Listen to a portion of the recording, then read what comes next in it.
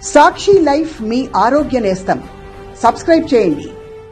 విజయవాడలో వైఎస్ జగన్ ప్రభుత్వం ఏర్పాటు చేసిన అంబేద్కర్ ఆవిష్కరణ మహోత్సవం మరికొద్ది గంటల్లో ప్రారంభం కానుంది.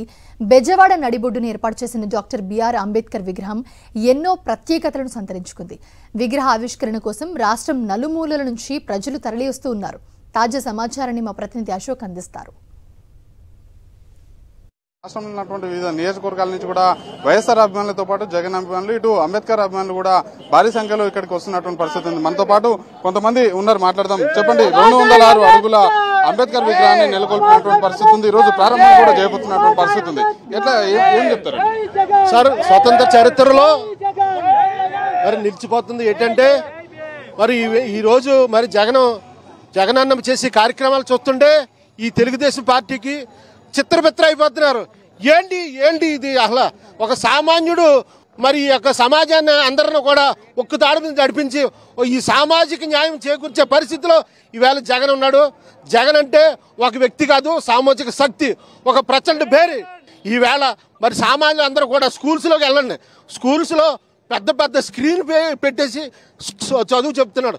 ఎంతో ప్రైవేట్ స్కూల్లో ఆ ఫెసిలిటీ లేని ఈ ఫెసిలిటీ మరి నిజంగా జగన్ గారు మరి ఇప్పుడు కల్పించారంటే నిజంగా మేము దళితులందరం కూడా ఆయనకి నిజంగా ధన్యవాదాలు తెలియజేస్తున్నాం.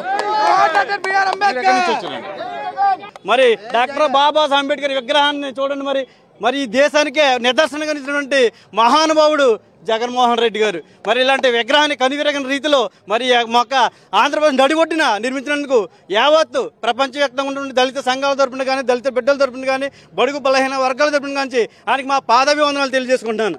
ఇవాళ యావత్ భారతదేశంలో ఉన్నటువంటి దళిత బిడ్డల మనోభావాలను కూడా గౌరవించినటువంటి గొప్ప వ్యక్తి ఎవరైనా ఉన్నారంటే జగన్మోహన్ రెడ్డి అని కూడా నేను సెలవు తీసుకుంటున్నాను. అలాంటి వ్యక్తికి ఎస్సీ, ఎస్టీ, బీసీ, మైనారిటీ వర్గాలు అందరూ కూడా శిరస్సు వంచి ఇవాళ జగన్మోహన్ రెడ్డికి శుభాభివందనాలు తెలియజేసుకుంటున్నాం.